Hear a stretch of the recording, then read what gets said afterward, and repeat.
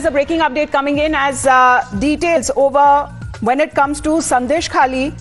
There has been post-poll violence that has been reported, and West Bengal governor has now written to Chief Minister Mamata Banerjee saying that there needs to be action that should be taken up over the incidents of post-poll violence that has been reported. নমস্কার বন্ধুরা, আপনাদের সকলকে স্বাগত জানাচ্ছি আমাদের এই channel Chandrajit ব্লগসে। বন্ধুরা, আজকে গণনার দিন, কিন্তু লোকসভা ইলেকশনের গণনার দিন। দুটি খবর আমি আপনাদের সামনে বলতে এসেছি। সকালবেলা থেকে তো কাউন্টিং শুরু হয়ে গেছে। এবার বিষয়টা হচ্ছে যে গতকালকে থেকেই কিন্তু সাংঘাতিকভাবে পুলিশের গায়েজোয়ারি বেড়ে গেছে। মানে আমাদের এই রাজ্য সরকারের তৃণমূল সরকার তারা এই পুলিশকে ব্যবহার করছে মরিয়া চেষ্টা করার জন্য, যে কি করে এই ভোটের যে কাউন্টিং তার মধ্যে কোনো কারসাজি করা যায়। তার কারণ তারা মোটামুটি বুঝে গেছে যে তাদের সম্ভাবনা কিন্তু কমে আসছে। অতএব পুলিশকে দিয়ে কিন্তু সাংঘাতিকভাবে কারসাজি করানোর জন্য মানে প্রায় গুন্ডাদের মতন ব্যবহার করানো হবে এই পুলিশদের দিয়ে। এবার আজকে সকালবেলা ঘুম থেকে উঠে আমি একটা টুইট দেখলাম, সেখানে একটি ভদ্রলোক বলেছেন যে পাঞ্জাব, ওয়েস্ট বেঙ্গল, উত্তরপ্রদেশ, বিহার এই কয়েকটা জায়গাতে নাকি হাই রেড অ্যালার্ট করে দেওয়া উচিত, কারণ এই সব জায়গাতে কিন্তু কাউন্টিং নিয়ে একটা কারসাজি চলবে আর এরা মরিয়া চেষ্টা করবে, মানে মারামারি কাটাকাটি হতে পারে এরকম একটা আশঙ্কা প্রায় অনেকেই বলছেন। কিন্তু ঘুম থেকে ওঠার পর তারপর যখন ওটা টিভিটা খুললাম, যেটা দেখতে পেলাম সেটা খুবই একটা মানে হাড্ডাহাড্ডি লড়াইয়ের জিনিস দেখতে পাচ্ছি। সেটা হচ্ছে এই যে সারা ভারতবর্ষে অলরেডি এনডিএ কিন্তু 268 আসন, 268টা সিট এগিয়ে আছে, আর কংগ্রেস কিন্তু ওয়ে বিহাইন্ড, মানে 92-93টা হয়ে বসে আছে। অর্থাৎ এনডি অ্যালায়েন্স 111টা মতন আসনে আটকে আছে, অন্যান্যরা 50টা আসনে আটকে আছে, আর বিজেপি বনাম এনডিএ কিন্তু 268 আসনে এগিয়ে অলরেডি গেছে। আপনারা মনে রাখুন যে 273 কিন্তু আমাদের টার্গেট। সুতরাং অলরেডি বোঝাই যাচ্ছে যে বিজেপি বিশাল ভোটে এগিয়ে সরকার করতে চলেছে। তৃতীয়বার মোদি 3.0 যেটা একটা স্লোগান চলছে, সেটা ডেফিনেটলি হচ্ছে। এবার বাংলার খবরটা বন্ধুরা কি? বন্ধুরা, বাংলার খবরটা হচ্ছে এই যে আমাদের মাননীয় মুখ্যমন্ত্রী এবং তার দল নানানভাবে চুরি জোচ্চুরি গায়েজোয়ারি সব রকমের প্রচেষ্টা করা সত্ত্বেও এখন কিন্তু বাংলাতে বিজেপি এগিয়ে আছে। এই মুহূর্তে কিন্তু বিজেপি এগিয়ে আছে।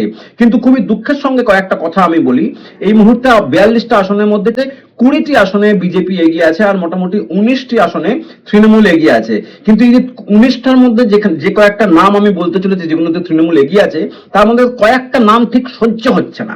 1 নম্বর নাম হচ্ছে রচনা বন্দ্যোপাধ্যায়, যিনি লকেট চ্যাটার্জিকে পিছিয়ে রেখে একটু এগিয়ে গেছেন। সেই জিনিসটা কিন্তু সহ্য হচ্ছে না। কিন্তু রচনা ব্যানার্জি কিন্তু লকেট চ্যাটার্জির সঙ্গে যদি আপনি কম্পেয়ার করেন, প্রত্যেকটি অ্যাঙ্গেল রাজনৈতিক দিক থেকে যদি ভাবা যায়, প্রত্যেকটি অ্যাঙ্গেলে কিন্তু রচনা ব্যানার্জি লকেট চ্যাটার্জির সঙ্গে কিন্তু কম্প্যারিজনে আসে না, ধারে কাছে হয় না। কিন্তু সেই মহিলাও এগিয়ে আছে, এটা একটা দুঃখের বিষয়। দ্বিতীয় কথা হচ্ছে সায়নী ঘোষের মতন একটি ক্যান্ডিডেট, সৃজনের মতন একটা ক্যান্ডিডেটকে হারাবে, এটাও ঠিক মেনে নেওয়া যাচ্ছে না। বাংলার মানুষের যে কি হয়েছে আমি জানি না, যদি আদৌ ভোটটা ঠিক করে দিয়ে থাকে তাহলে এটা কি করে সম্ভব যে সৃজনের মতন ছেলেকে না দিয়ে সায়নের মতন মেয়েকে দেবে। যাই হোক, হোয়াট এভার।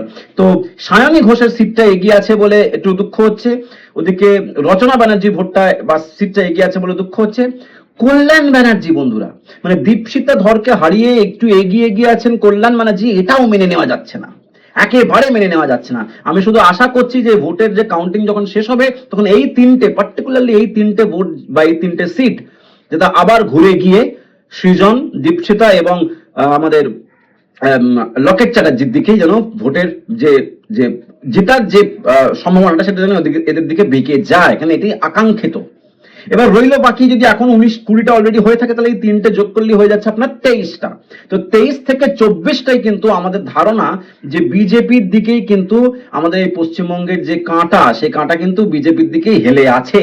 আর সেন্টারে যদি কথা বলি, কেন্দ্রের যদি কথা বলি, তো কেন্দ্রের নিয়ে তো আর ভাবনা চিন্তার কোনো জায়গায় থাকছে না, কারণ ডেফিনেটলি কেন্দ্রতে বা মোদির যে ম্যাজিক সেটা 100% আমরা দেখতে চলেছি।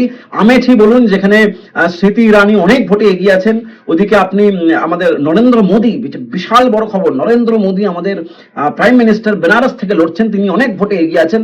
অতএব ব্যাপারটা খুবই পরিষ্কার, অমিত শাহজি এগিয়ে আছেন। মানে এই বিষয়ে কোনো সন্দেহ নেই যে আজকের তারিখে বিজেপি রমরমা করে আসছে তাদের এই থার্ড টার্মে।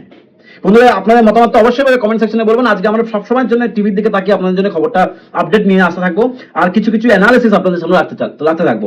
যদি ভিডিওগুলো পছন্দ হয় তাহলে অবশ্যই লাইক, শেয়ার এবং সাবস্ক্রাইব করতে বলবেন না। এই ভিডিওটিকে শেষ করছি, দেখা হচ্ছে নতুন ভিডিওতে। নমস্কার।